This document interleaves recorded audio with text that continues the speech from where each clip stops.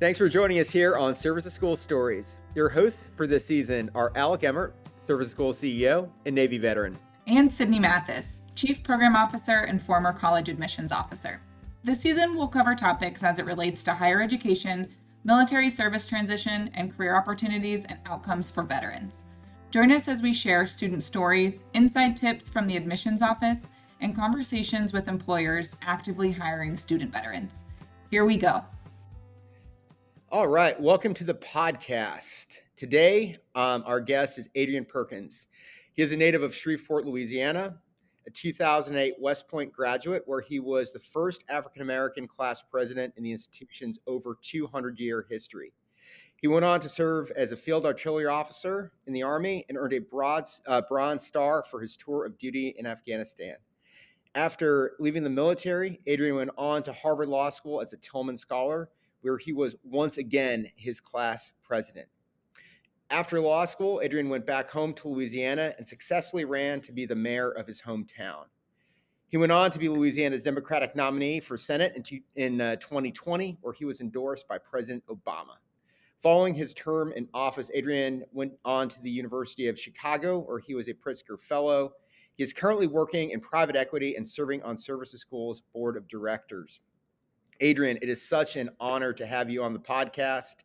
You have some pretty impressive accomplishments, and I'm sure our listeners are wondering about the path you took to get you where you are. So we'd like to just hear a little bit about your background, what drew you to the military, and some just stories from your time in service. Yeah, not a problem at all. And thank you, Alec, for having me. I'm a huge supporter of Services School, have been that way for a while. But in starting off, my path was right here where I sat today in Shreveport, Louisiana. I was born and raised in a neighborhood here named Cedar Grove. It's one of the poorest neighborhoods in the city, very high crime area as well. My mother was raising me and my two older brothers by herself. My father left when I was about 3 years old. And we did not have many resources at all, but my mom more than made up for that with the values that she instilled in us. And by the time I was in high school, I was an all-state athlete, was being recruited by a lot of different colleges, and was trying to decide where I would go. I thought I would go to LSU, but my mom has a saying that if you want to tell God a joke, tell him what you have planned. That was my plan. And I ended up, 9/11 happened when I was a junior in high school, sadly. And that morning is when I decided to do more than just entertain West Point. I decided to commit to West Point because I wanted to go and protect our country and from the people who committed those atrocious attacks on it. So decided to go to West Point, went to West Point, graduated, commissioned into the field artillery, deployed to Iraq and Afghanistan. Transitioned from the military to go to Harvard for law school in 2015 and decided to bypass the corporate law route that most people from my law school go on and come back home to continue my service, my public service. Now it's such an impressive story. So you went to West Point, became the first African American class president in the institution's history, served your country, went to the most prestigious law school in the country where you're again your class president, and then decided to go back home and keep serving. So that is just such a motivating story. Truth be told, I had heard about you before we ever met, before I took on the role of Services School CEO. And again, I found that story so impressive, and it's an honor to meet you and get your perspectives here.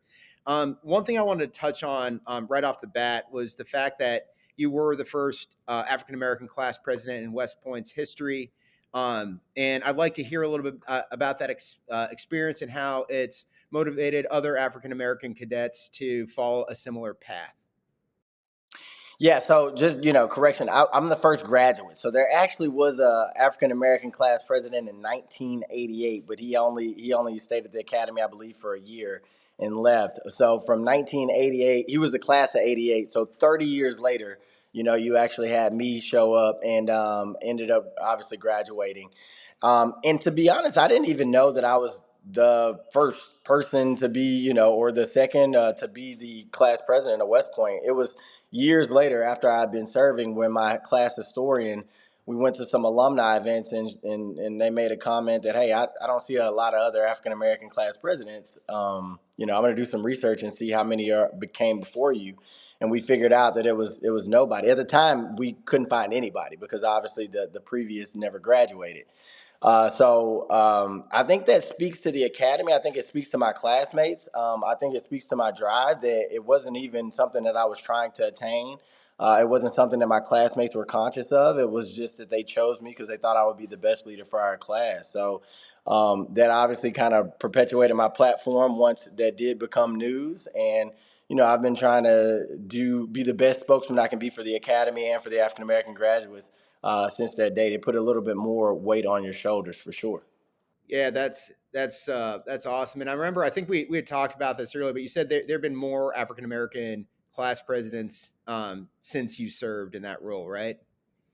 Oh, for sure. Yeah, I think we're up to 7 or 8 right Wow. now. It's been a lot, and I think once you see it, that kind of it kind of has some implications on the first in 1988 because he was at the academy for such a short amount of time.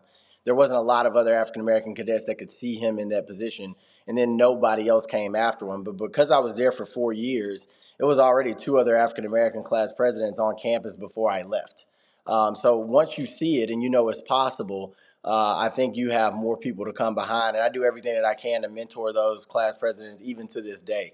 As graduates as recent as three years ago that I'm still in contact with, to not only give them mentorship about being class president while at the academy, but also give them mentorship on what it's like to be a junior officer in the Army and just career path in general. So, yeah, a lot of came behind me. I would hope that I had a little bit something to do with it. And they have been phenomenal cadets and phenomenal officers as well. That's such a cool story and such a big inspiration. And just going back to the fact that you served as a class president and you touched on your experience growing up, seeing 9/11, was service something you would always aspire to? Leadership specifically in terms of peer leadership, like how you served as class president, and if so, what in your childhood motivated you to pursue that path? Yeah, I got to start from the very beginning, and that's with my mother. My mom worked 2 jobs to take care of me and my brothers. She also was able to earn her bachelor's degree as well to show us the importance of education. And she essentially lived 24/7 for other people. There was no fun in her life. There was nothing that she did selfishly. There was nothing that she did on her own. So my first example of leadership was through my mom and watching somebody sacrifice everything for her children. That didn't immediately resonate. I didn't immediately know what to do with that until I got into high school, and I was already playing a lot of sports. I was already team captain of our track team when I was a freshman. And my leadership opportunities expanded beyond sports when I decided to run for class president my sophomore year in high school. And I was able to see that, hey, I can help not only people be better track athletes, but I could also help my class, be more cohesive, have better events. And it was those little opportunities of service when I was like, okay, I really enjoy helping others. Again, I did not plan on having military service until 9/11 happened. But once 9/11 happened, knowing the experiences that I already had, I had a lot of confidence in myself to be able to go out and fight for our country as honorably as possible and continue service on a much larger platform. And everything after that has just, come afterwards. It hadn't been this grand scheme or grand plan of mine. And I have to tell people that all the time because they look at my resume and they think that I like plotted these points out, and that's actually not what happened at all. I've very much stepped into the challenges that have come next, but those challenges have come next because I worked very hard in the present for the people around me, and good things happen after that.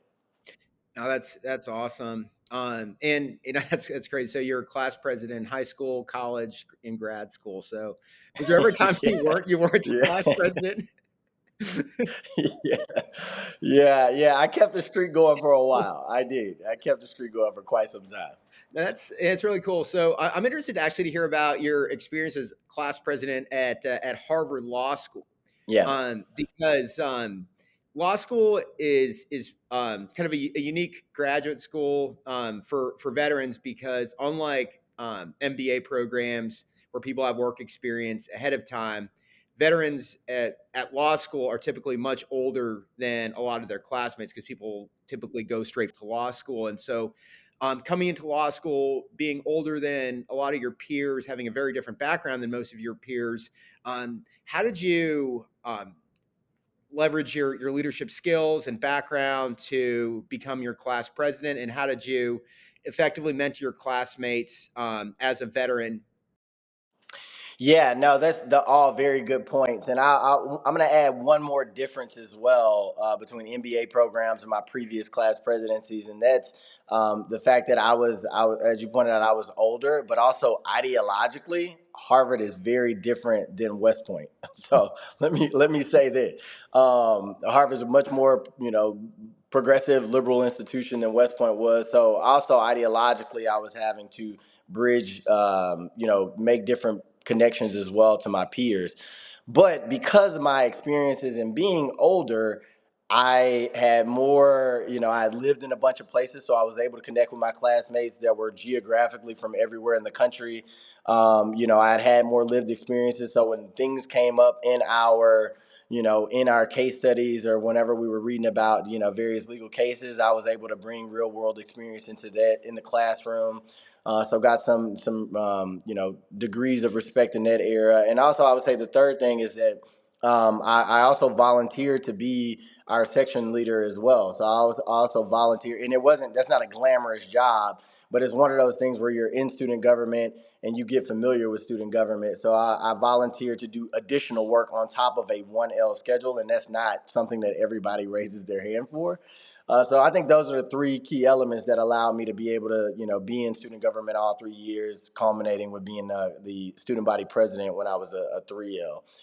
But yeah, I also had to calibrate quite a bit. Harvard Law School is not like the military either. Not just not like West Point, but not like the military either. So I had to calibrate quite a bit, and I do pride myself on being able to absorb points of view from the environments that I am to enrich myself and be a lot more open-minded and be a better leader and things of that nature. So I think just having that open mind, having those previous, real-world experiences, and being able to and being willing to serve my classmates is what got me there.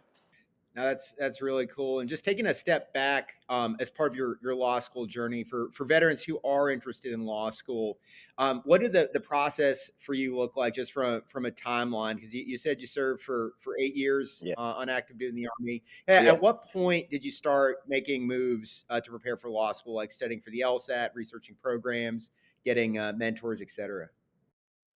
Yeah, Alec, that's a very good question. And I got to tell you, I was a bit of a masochist in my process, so everybody does not have to be that way. Hopefully, you all know exactly what you want to do, and you're not, dual tracking the way that I was. I wanted to do command, so I knew I would go in beyond 5 years. I also knew that another consideration was I wanted to go beyond my 5 year commitment to West Point to be fully eligible for the post 9/11 GI Bill. So there was a financial consideration to that as well. So. While I was in command, as a matter of fact, before I got into command, I applied to teach at West Point. I applied to the social sciences department and I applied to the behavioral sciences department as well.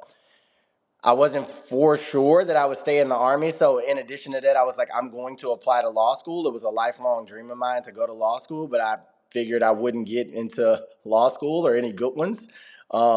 Just an assumption that I made. So, first, I applied to West Point. I took the GRE, and I did all that on the tail end of deployment and when we were doing a reset. And then when I finished and got my scores for the GRE that were sufficient to be able to go back to West Point, I submitted my packet.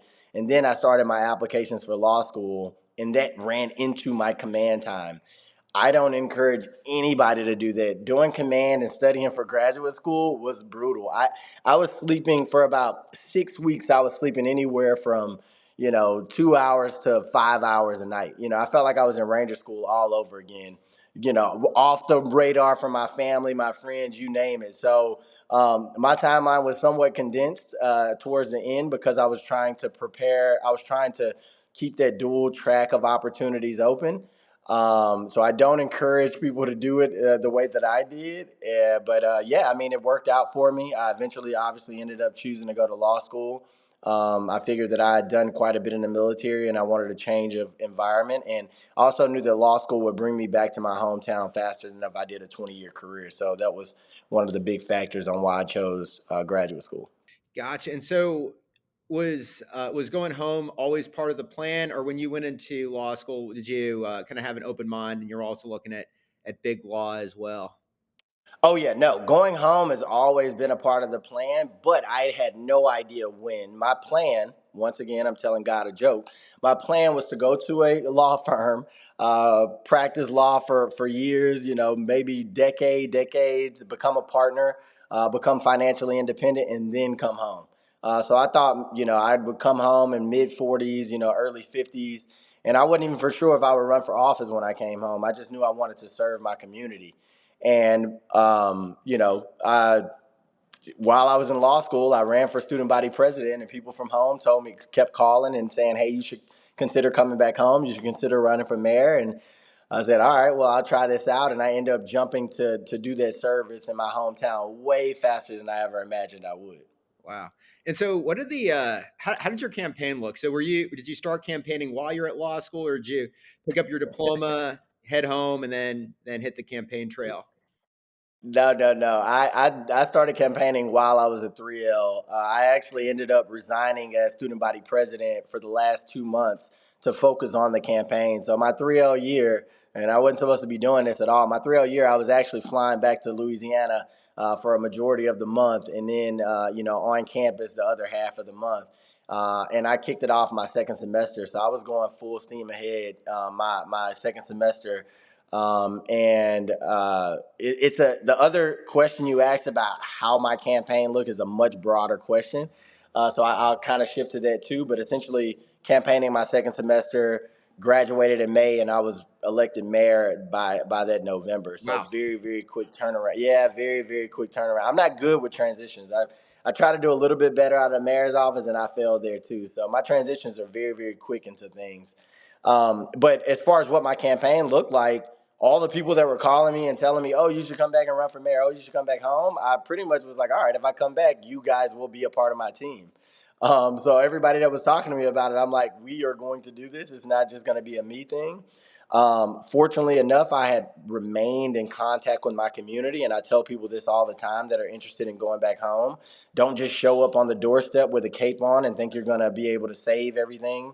When you go back into these areas that you haven't been in for a while because you served in the military, you served.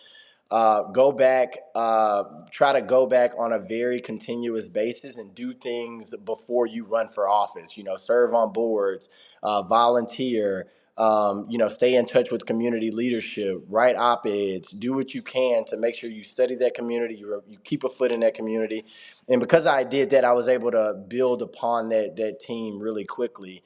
And also because I've been to West Point, I've been in the military, I've been to Harvard, I had a pretty good network of people that I could call and raise money with as well. So, I had the bare bones of a team, and I had a pretty good network to start fundraising with as well. And that gave me a pretty strong shot at the mayor's office. Gotcha. So you talk about the network. So for our veterans who are interested in or considering running for political office, what does that kind of 0 to 1 moment look like? So you're sitting there in your apartment in Cambridge, going to law school, and you're like, I'm going to run for political office. What was that first call you made to get the ball rolling on your campaign, and how did you build it from there? Yeah, I called the campaign manager for the two previous mayors. I'd already known him. Like I said, I stayed in touch with community leadership. I'd already known him, and I called him and I asked him, would he be my campaign manager? Clearly, I lacked experience in the real world political sphere, so I wanted to have somebody that they lived and breathed it to be able to lean on while I was going through that process. And it took him a while to commit to me, but once he committed to me, I knew that we had what we needed in order to run a strong campaign. So that was the first thing that I did. And with a campaign, you need a campaign manager, number one. You need a fundraiser, number two. And you're kind of just building that plane as you fly. But you're going to need a campaign manager because you can't be in 10 different places at once. And you're going to need somebody to be able to set the strategy while you're out there shaking hands, kissing babies, and you're out in the field. So those are the first two hires that I would recommend to anybody. Gotcha. And you talk about the shaking hands, kissing babies. aspect of politics, and there's that human side of it. But how much of politics these days is analytics? Because we all, we've all heard about the importance now of targeted advertising, analytics, all that kind of stuff. So, how much of your campaign did you focus on kind of that one-on-one contact, and how did you invest in analytics, if at all? Yeah, I'm gonna be honest, and this is a little oxymoronic. I ran as a smart city mayor, but my campaign was almost 100% analog. We did not use a lot of analytics, and I would tell anybody when you're talking about a local election, a municipal election for a mid-sized city, particularly or anything smaller. You have to get out and try to shake everybody's hand. You don't need to let analytics, drive you here or there. Felt the campaign. I didn't look at numbers to see where the campaign was. I just felt it, how it felt when I went to a restaurant, what it felt like when I went to a political event. And I could tell if I, name recognition, for instance, I started off at, I think, 3%. We did a poll early. So I could tell, when I went out, if one person recognized me and then two or three people would recognize me and then five people. And then I could tell you walk into a restaurant and everybody turns their head and there's a look of familiarity that, okay, we're doing pretty well with name recognition now. People know who I am. So at a local level, it was all about feel. But in the Senate race, it was all about analytics because you're talking about a statewide race at that point, and you can't feel. I don't know what's going on in Baton Rouge if I'm headquartered in Shreveport and I only can make it down to Baton Rouge for a couple of days out of the month, or New Orleans a couple of days out of the month. So then you rely on analytics a lot bigger the larger the jurisdiction. Gotcha. And then scaling from you touched on that with the analytics aspect, but scaling your campaign from being a successful city mayor to running for Senate. What did the 0 to 1, that kind of 0 to 1 moment look like for you when you're sitting in the mayor's office and you decided to make the move to be the Democratic nominee for Senate? Yeah, it was very similar. It was picking my team, and I needed to pick a team that once again had experience. So I was working with the DSCC at the time, the Democratic Senate Campaign Committee at the time, and they were helping me identify a campaign manager. But with the Senate campaign, unlike a mayoral campaign, you have to very, very heavily rely on your team in what they are doing. In a mayoral campaign, I had a smaller team. We didn't, you don't have to raise as much money. So I knew, yeah, I would say 80% to 90% of what my staffers were doing in their particular area expertise. The Senate campaign, no way. You got to be able to have trust in people to be able to operate completely independent of you and be able to do their job. So I might have known 20 to 30% of what my staffers were doing, and they were running just as hard. So because the reach of the campaign has to be much broader, you have far less control over what's going on their staff. So very similar 0 to 1 step, but you're gonna quickly realize that this isn't a local race. From the fundraising aspect, we raised, I think 400,000 or so on my first mayoral campaign. In the Senate race, we raised $3 million in 4 months. So it's very different. Very different from a local election opposed to a statewide or a federal election. Gotcha. And how big were your teams for each one of those respective campaigns? Yeah, my team, my paid staff for my mayoral race, I had one, two, probably four or five paid staff. A lot of volunteers, though, dozens and dozens of volunteers. For my Senate race, like double, probably tripled it, probably like 10 to 12. Yeah, that's no, definitely pretty. So that's really where that kind of, you talk about your time in command. It seems like that's almost like platoon leadership versus company leadership. I 100%. don't know if that's Great analogy. an Yeah. accurate analogy, but there you go. And so then from that, my last question about your campaigns is, how did you get President Obama's endorsement, and what did that look like? Like, you just send a cold email, Yeah. or how'd you work that? Yeah, we no, I mean my team was reaching out constantly. Obviously, there was some people on my team that had worked with several of his staffers, that had worked with several other electeds that were really close to him. So yeah, my team was reaching out constantly. We knew that'd be a huge endorsement for us. And yeah, he agreed to support me. Probably because there's a lot of similarities in us having gone to Harvard Law School. And he really wants to encourage young leaders to get out there and get involved as well. So, yeah, we worked really, really hard on that one. And I don't want to take away from any of the other endorsements. We got some other pretty big endorsements as well. But that was one of them that I was really proud of that we were able to get. Yeah, it's pretty cool. I remember watching your campaign ad where he was featured. So that was pretty cool. So Yeah, definitely had to yeah. ask that question. And then following so you wrapped up your tour in office, went to the University of Chicago as a Pritzker fellow, and can you talk about that experience and what that entailed? Yeah, so that experience was so cool. I really, after doing that, it's my plan, and I should be careful when I say that, to hopefully one day teach, be a professor, because that was such a cool experience. I applied to be a Pritzker Fellow when I was transitioning out of office. Fortunately, they took me in, and I was able to teach once a week, and I had office hours 2 days a week at the University of Chicago. And it was interesting as I was building out a curriculum, and I looked at my largest challenges in office, and I made those topics. I would take in an outline into my class on what I wanted to talk about the perspectives in which we address these tackle these really big problems. But from the students, it always transformed into something that was much better than how we approached it, and much more beautiful than how we approached it. Because their minds, they don't have as much knowledge in their mind about the bureaucracies and about the personalities, so their ideas are a lot more fresh. And when their ideas interacted with things that had already occurred in government, the outcomes were beautiful. And it made me realize like how it made me a lot more optimistic about our future, and being around the young leaders, the young future leaders of America, and watching them so passionately address these issues, and from such a place of care and concern and intellect as well. I knew that it's up to us to make sure that we expand participation in our civics, opposed to contracting it. If we let young people get involved, the outcome is just going to be better government for all of us, better governance for all of us, a better civic society for everybody. So it was such a cool experience to be around those students. They made me grow in ways that I never even thought I would grow, and it made me look at problems from very, very different vantage points, even having executed them in the mayor's office.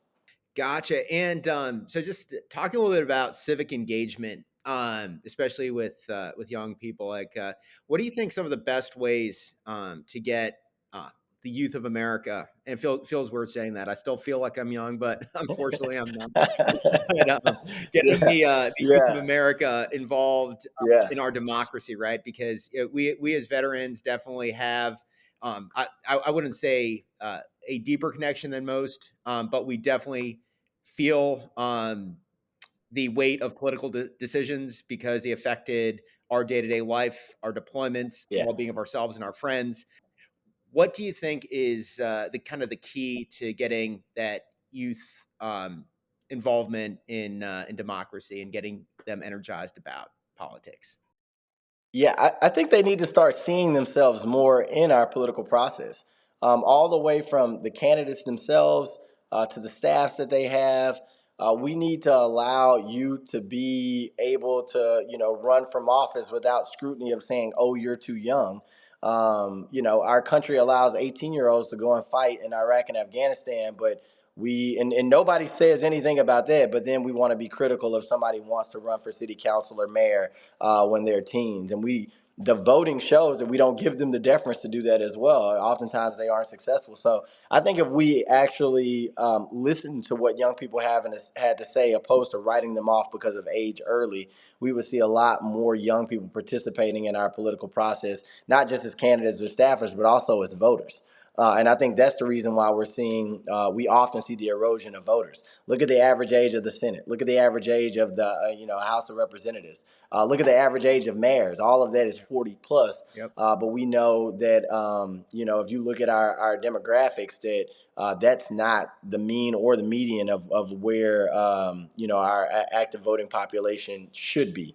So I think if they saw each other more, if we listened to them more, if they saw things on the agenda more, like climate change that they're extremely passionate about, they very, very much care about, then I think that we would see them participating and voting more. I tell people this: when I was the mayor, the only time I had to talk about climate change is when I was addressing an audience of about 25 and below with the average age. When I was addressing older audience, never came up. Really?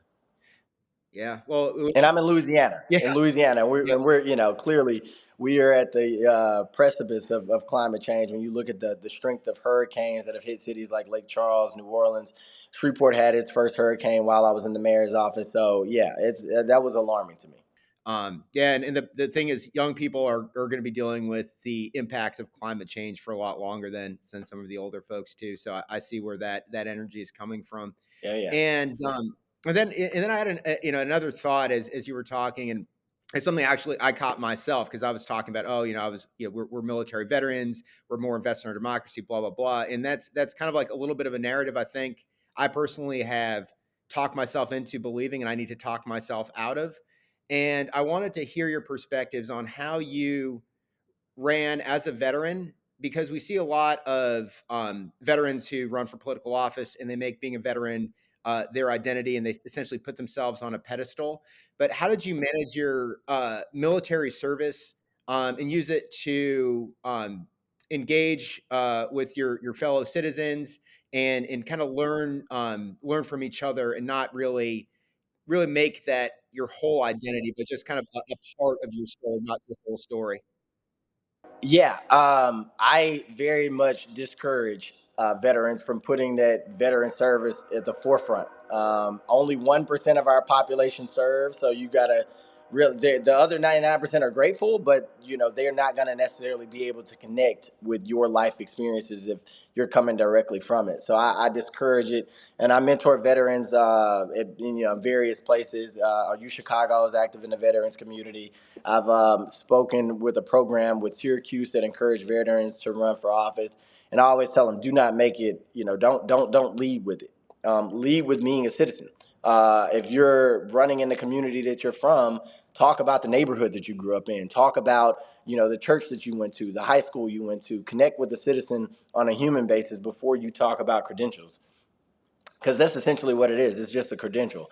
Luckily, I had a bit of some space between my military service, having gone to Harvard as well, so I wasn't, fresh out of the green uniform, but it allowed me to be able to talk about various things. If I talk to an attorney in town, obviously I could talk about law school experiences. If I talk to a veteran, I can talk about my experiences in Iraq and Afghanistan. But the most powerful thing that my military service helped me with running for office was my age. I was 30 years old running for the mayor of a mid-sized city, the third largest city in Louisiana. And I told people I was a platoon leader in Iraq at the age of 22. Going back to that thing where we send 18-year-olds abroad, but then we criticize them when they want to run for leadership positions here domestically. I told people I was a platoon leader in Iraq when I was 22 years old. It had almost been a decade since then. If I was able to lead in those conditions with a decade of military experience in law school, I would be able to lead our city as well. Unfortunately, that argument won my citizens over, and I was able to be elected here. So you don't have to lead with your military service. It'll come up. The deference will be there when it comes up, especially if it's not you bringing it up in every sentence. And you just use that as one tool amongst many in convincing that constituency to, elect you as a veteran into office. Yeah, I'm glad your community did. So awesome points there. Want to shift gears slightly just to get your thoughts on the Supreme Court ruling that banned affirmative action in all institutions of higher education except the service academies. And do you think that reinforces the value of diversity in the military? 100%. 100%. I think it very much reinforces the value of diversity in the military. The Supreme Court saw that this is a area that's critical. It's essential, and it depends on national security to make sure that our military looks like the population in which it's fighting for and it's defending. What I can't figure out about it is why they see the value in military academies and our armed services, but they don't see the value in society writ large. But that's something that I hope that they can reconcile soon. I think that there is so much strength in our diversity in this society, and not just racial diversity, but religious diversity, socioeconomic diversity, you name it. And if we actually don't consider those perspectives, I think it'll weaken us in the long term. And most empires fall from within, not from the outside. So I hope that that's reconciled quite soon.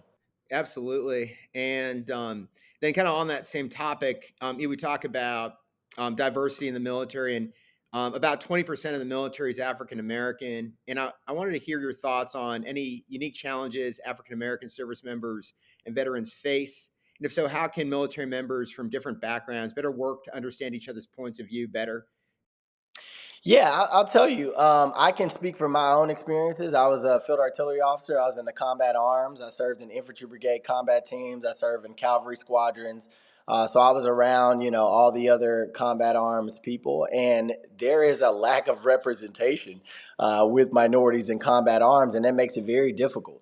When my peers could go to multiple field grades to get advice and find mentors, there was only one African American field grade in my entire division within the field artillery and the 101st Airborne. So I don't have that type of, I don't have those same type of opportunities. And of course, your mentor doesn't have to be, of the same race, but they can still offer certain perspectives to you that are unique and going to be, that are going to be more applicable to your unique experience being a minority officer. And yeah, those challenges are just going to resonate. We don't want to have, we just talked about the importance of our armed services being diverse, and the Supreme Court even recognizing that. Well, we need to be diverse throughout, and not just in support roles, and not just in the enlisted ranks. We need to make sure that that diversity, we're focusing on every single tenet of the military, and again, that way that optimizes our strength and is not taking away anything. But as long as we have those type of gaps and we aren't focused on certain areas, I think we won't be living up to our full potential and be as strong as we can be. Gotcha. And then, just in terms of, I guess, like bridging some of those gaps. Like, some of those gaps are naturally bridged. Like, you don't pick your, you don't, as a squad leader, you don't pick the members of your squad. You don't pick your platoon commander. You don't pick your company commander. But just almost just social off time, off duty type stuff. How do you think that units can better kind of bridge some of the, I guess, cultural differences we may have, and get to know each other better, and have a more authentic understanding of where other people are coming from that we might not have grown up around? Yeah, the military. Let me tell you, I've been a part of private entities at this point. Plenty of public entities at this point, local, state, federal level. The military does it the best. So take my critiques with a grain of salt. But just that constant time together and that exposure and accomplishing difficult things, being wrapped around a singular mission, brings people together. Let me just say that. Uh, Going back to the diversity throughout is the second point. I'm just going to bring that back up and harp on that. If you have a single African American in a combat arms platoon, and you have instances in larger society that happens, like George Floyd, that particular soldier is not going to have a lot of people to talk to, and it's going to be very difficult for his other platoon mates, no matter how close they are, to be able to talk to him about it. So what oftentimes happens is just nobody brings it up, and that can leave a distance between that soldier and the people that he's serving alongside. So if the platoon does have diversity and there's multiple soldiers, then they have at least a critical mass where they can talk about it amongst themselves, or make sure that the platoon knows how they feel, or if they have a minority leader, or something like that. But when we have those gaps in our organization, those type of moments are going to be lost and can cause unnecessary division amongst us, when we know that it's of the utmost importance for us to have that esprit de corps and fight as a team. I got you, and that's, I really appreciate those perspectives there, and I think they're very valuable for our listeners. Um, because yeah, the military itself is more diverse than society as a whole. Like, if you look at look at our breakdown. And we see that in our service school applicant pool as well. And so it's, that kind of understanding of where other people are coming from, and that basic empathy of what, some other team member may be going through because of something that happened in the world is so important. So thank you for discussing that. And all right, so I know you're very busy, but I do want to hear a little bit about what you're up to right now and what is next. Yeah, I am. I am currently working for a private equity firm. That's also like a merchant bank out of Chicago named Prospect Park. It's a startup firm, and we're doing some pretty exciting work around the Inflation Reduction Act, which is exciting to me and near and dear to my heart because I advocated for the IRA when I was in office as a mayor. So being able to go out and advise public entities, private entities about the IRA and make sure that we're making this transition to more sustainable fuels and taking carbon out of the environment, it means a lot to me. I brought up the future of America. I want to have a family as well. I want to have kids that grow up in an environment similar to mine, not an environment where every summer, it looks like the world is on fire, and every winter we're deep freezing across the country. Yeah, that's the work that I'm doing. It's great work. It's my first real instance to be in the private sector, so it's exciting. And yeah, I'm not sure what happens next, and I want to be a little bit careful with it as well because I already told you what happens when I plan for something. So I'm excited where I am. I'm also doing. Let me just also insert. I was a Pritzker fellow at the University of Chicago. Currently, I'm a fellow at Stanford as well through their Hoover Institute and their Veteran Fellowship program. So still get an opportunity to do some academic research. Still get an opportunity to teach students. So I'm straddling a little bit, but life is fun, and we'll see where it takes me. Now that's really cool to hear. And just quick note for our listeners: would you mind just giving them like a quick synopsis of like what private equity is? Because I'll tell you, I had Yeah. no idea what private equity was when I left the military, and probably like halfway through business school, I still didn't understand it. Yeah, so private equity is just like the private dollars that go into businesses or into the public sector, unlike a bank. You have a bank, you go to a bank, you can get a loan to be able to help you with a startup business. Those loans come, they're very rigid. They have certain different guidelines to it. Well, our firm, we have a fund that we push out private dollars, and we have a lot more flexibility in how we structure those private dollars for startups and operating businesses. They don't necessarily have to be startups either as they go out. So it gives an alternative way to be able to finance projects outside of your traditional banks and things of that nature. Yeah, very, very, very cool. All And right. that's an explanation from a non-finance guy with a legal education. So don't put that on Wikipedia. Yeah, but don't. And at the same time, then don't sell yourself short. You don't need an MBA or a finance Yeah, degree to go into private equity. you don't. You don't. I'm here to attest to this. Yeah, and cool. So again, I know you are a very, very, very busy person. But I did want to ask if you have any parting words of wisdom for our listeners. So I just wanted to turn it over to you. Yeah, for sure. I would imagine our listeners are either in service to school or interested in service to school. So they're looking at transitions to college, or they're looking to transition to graduate school, or transition into the private sector or public sector. And I just tell them, like, please, please, please focus on the journey. Don't be so tied to the outcomes, because we never can fully dictate these outcomes. And if you focus on a journey and you're living within the moment, you're learning as much as you can, and you're being kind to people to your left and right, I tell you, it's going to be the most enriching experience ever. The outcomes are going to be much better. Maybe not always exactly what you want, but the outcomes are going to be much better, and you'll have a much more rich life. And that's what I've gotten from my experiences thus far. So best of luck. Adrian, thank you so much. Thank you, Alec. I appreciate it. Thanks for the time. That's all we have for this episode. Join us next week, same time, same place, where we share more Service to School stories. Service to School Stories is hosted by Sydney Mathis, Chief Program Officer, and Alec Emmert, Service to School CEO. Our podcast is produced and edited by our Director of Communication, Amanda Tobias. Service to School is a 501c3 nonprofit providing free college admission support to transitioning service members and veterans. Join us next week and follow us for more on your favorite social media platforms.